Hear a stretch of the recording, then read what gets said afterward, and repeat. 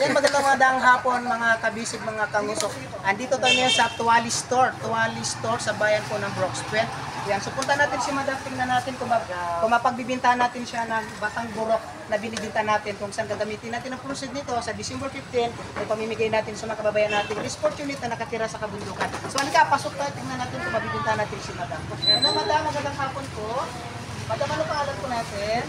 Si Ma'am Shen. So Madam, ako po si Kang Oso Vlog. At ito po si G. Kadyala Vlog. Kadyala, nag-vlogger din po siya. So nagbibinta po kami ng batang burok po, Madam. Baka po gusto niyong bumili. Para kasarap po dito. Next photo, sarap si Madam. Ay, nagbibinta kayo po. Pasensya na po. Ayan.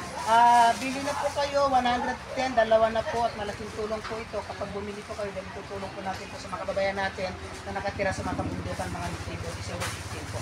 So, gawa ng ano? barkadas po. Gawa ng barkadas po ito.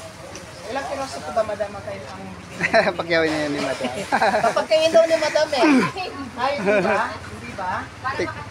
Oo. Pagbibilihan mo. Yes. Pakawag na lang. Okay, dalawa daw. So, Yay! thank you very much, Madam. Dito po ito sa Tuwali Store sa bayan ng Brooksville Yes. po. Si Ma'am Shane, ayan. Ma'am, anong gusto niyo? Yung cheese or yung parang lumpia? Magkaiba. Okay. Yung isa, So, sir. 110 lang po. Isa. So, ayan po, si Ma'am Shane po.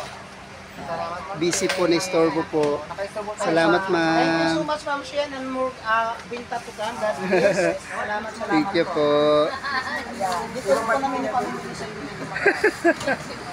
Sige po. Salamat po, ma'am.